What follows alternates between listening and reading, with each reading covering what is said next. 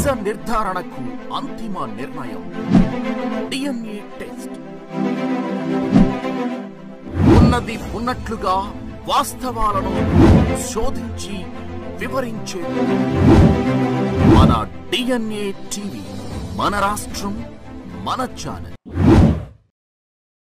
ముఖ్యంగా విఎంసి నుంచి మనము శానిటేషన్, డ్రింకింగ్ వాటర్ రెండు చూసుకోవడం జరుగుతుంది.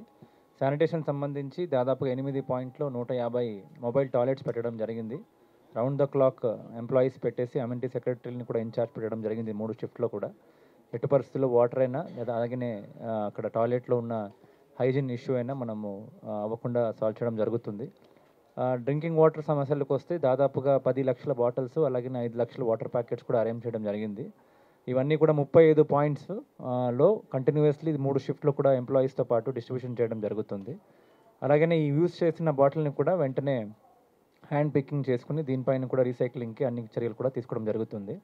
మాకు ముఖ్యంగా ఛాలెంజ్ ఏంటంటే వచ్చిన వాళ్ళందరూ కూడా రెడ్ క్లాత్స్ ఏముందో భవానీ విరమణ చేసిన తర్వాత గార్డ్స్లో రెడ్ క్లాత్ వేయడం జరుగుతుంది. దాదాపుగా 1000 మంది వర్కర్స్ని ఎంగేజ్ చేస్తూ మనకి ట్రాలీ కూడా ఉంది. దాని ద్వారా మనము రెడ్ క్లాత్ని కూడా టైమ్లీ మూవ్ చేయడం కూడా జరుగుతుంది. దీనికి సంబంధించిన అన్ని చర్యలు కూడా కార్పొరేషన్ సంబంధించి తీసుకోవడం జరుగుతూ ఉంది. పోలీస్ కోఆర్డినేషన్తో రెవెన్యూ అలాగనే అదర్ డిపార్ట్మెంట్స్, ఇరిగేషన్ డిపార్ట్మెంట్ కోఆర్డినేట్స్తో మనం అన్నీ కూడా చర్యలు కూడా తీసుకుంటున్నామండి. Thank you. అందరికీ నమస్కారం. ముఖ్యంగా ఈ భవానీ దీక్షల విరమణ సమయంలో ఏర్పాటు చేసిన ఈ ఇంటిగ్రేటెడ్ కమాండ్ కంట్రోల్ సెంటర్ నుంచి ఈరోజు సేవలు ప్రారంభించడం జరిగింది. ముఖ్యంగా ఈ 5 రోజులు కూడా భవానీలు చాలా ఎక్కువ సంఖ్యలో వచ్చే అవకాశం ఉన్నందున ఈసారి విస్తృతమైన ఏర్పాటు చేయడం జరిగింది. జిల్లా కలెక్టర్ గారు, విఎంసి కమిషనర్ గారు, అదేవిధంగా ఈఓ గారు, పోలీస్ శాఖ అందరూ కూడా సంయుక్తంగా ఏర్పాటు చేసిన ఈ కమాండ్ కంట్రోల్ సెంటర్లో వివిధ శాఖల నుంచి ఉన్న రిప్రజెంటేటివ్స్ 24/7 ఉంటారు. ముఖ్యంగా పోలీస్ శాఖ, అదేవిధంగా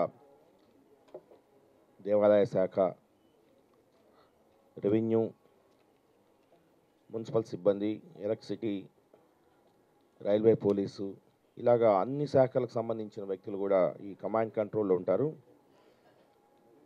అత్యంత సమన్వయంతో మనము ఇటువంటి కార్యక్రమాలు నిర్వహిస్తే తప్ప ఇబ్బందులు లేకుండా సజావుగా జరగవు అన్న విషయాన్ని మనం అనేక సందర్భాల్లో చూసాం.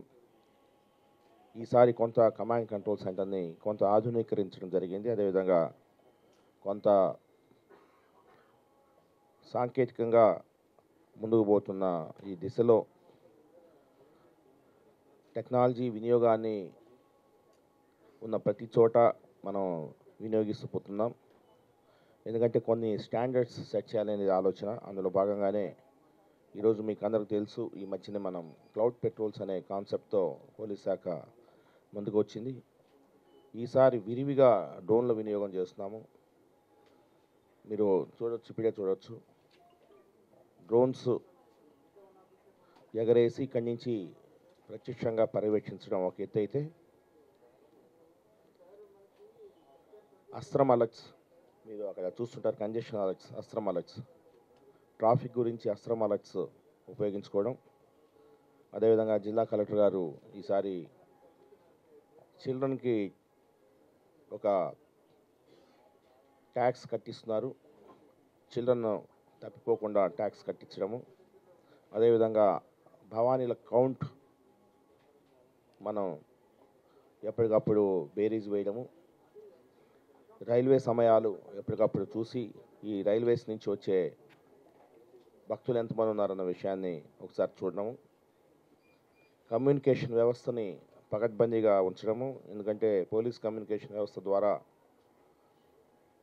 మనం ఎప్పటికప్పుడు కమ్యూనికేట్ చేసుకుంటూ, అదేవిధంగా ఈసారి దేవాదాయ శాఖ కూడా కొన్ని కమ్యూనికేషన్ సెట్స్ ఇవ్వడం జరిగింది. ఎటువంటి ఇబ్బంది లేకుండా భవానీ భక్తులకి ప్రతి విషయాన్ని సునిశ్చితంగా గమనించి ఈసారి చర్యలు తీసుకోవడం జరిగింది.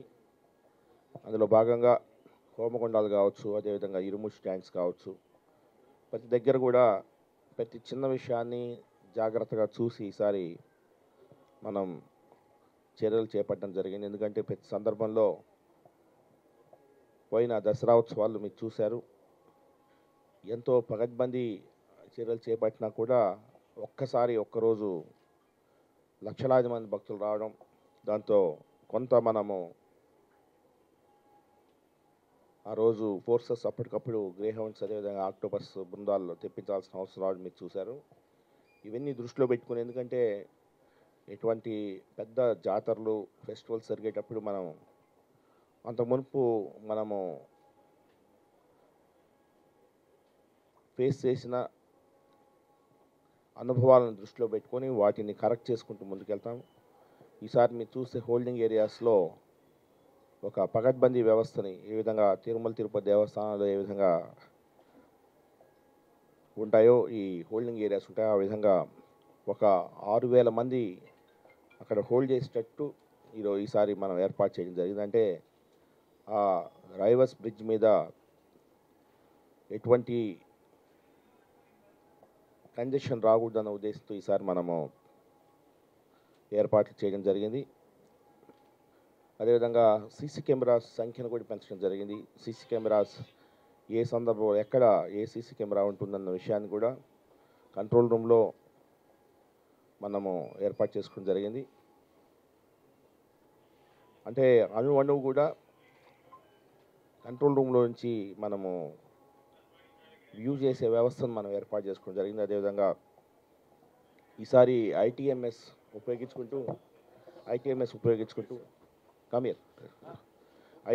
ఉపయోగించుకుంటూ మనము ఈసారి 17 జంక్షన్స్లో ఇప్పుడే కమిషనర్ గారు వచ్చారు, విఎంసీ కమిషనర్ గారు వచ్చారు. వారి సహాయ సహకారాలతో మనం ఐటీఎంఎస్ వ్యవస్థను ఏర్పాటు చేసుకున్నాము. ఈ ఐటీఎంఎస్ వ్యవస్థలో 17 ప్లేసెస్లో మనకు పబ్లిక్ అడ్రస్ సిస్టమ్స్ పెట్టడం జరిగింది. ఈ పబ్లిక్ అడ్రస్ సిస్టమ్స్ ద్వారా ఎప్పటికప్పుడు అలర్ట్స్ ఇస్తున్నాము, భక్తులకి సూచనలు ఇస్తున్నాము.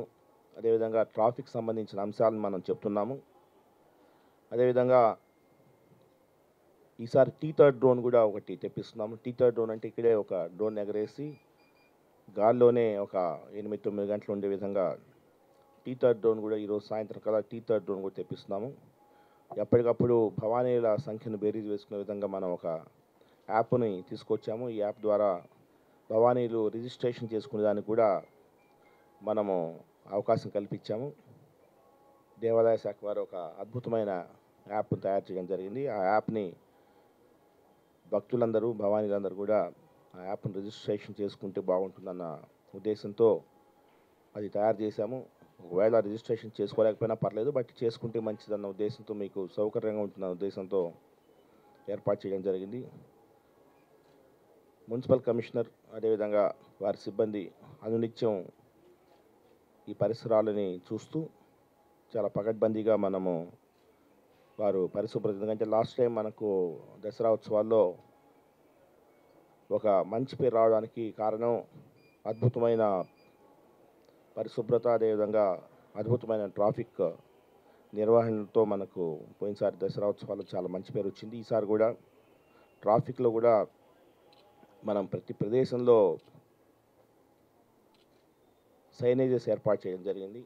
ఎటువంటి ఇబ్బంది లేకుండా ప్రజలు మూవ్ కావాలా, అదేవిధంగా డైనమిక్గా ట్రాఫిక్ మేనేజ్ చేయాలనే ఉద్దేశంతో విజయవాడ నగర ప్రజానీకానికి ఇబ్బందులు కలగకుండా ట్రాఫిక్ని మనం ఈసారి మేనేజ్ చేస్తున్నాము. ఎందుకంటే అంతకు మునుపు ఏదైతే దసరా ఉత్సవాలు కానీ భవానీ దీక్షలు కానీ జరిగినప్పుడు అన్ని ప్రదేశాలని దిగ్బంధనం చేసేవాళ్ళు. అలా కాకుండా ఫ్రీ ఫ్లో ఉండేటట్టు, ట్రాఫిక్ ఫ్రీ ఫ్లో ఉండేటట్టు ఈసారి మనం అన్ని చర్యలు తీసుకున్నాము. ఒకవైపున భవానీ భక్తులకు ఇబ్బంది కలగకూడదు, వారి ట్రాఫిక్ ఇబ్బంది కలగకూడదు, అదేవిధంగా ఆ ట్రాఫిక్ యొక్క ప్రభావం నగర జీవనం మీద పడద్దు అన్న ఉద్దేశంతో పగడ్బందీగా ఈసారి చర్యలు తీసుకోవడం జరిగింది.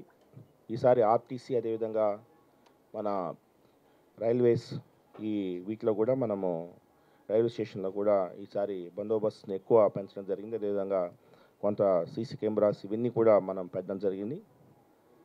ఏదేమైనప్పటికీ పోలీస్ శాఖ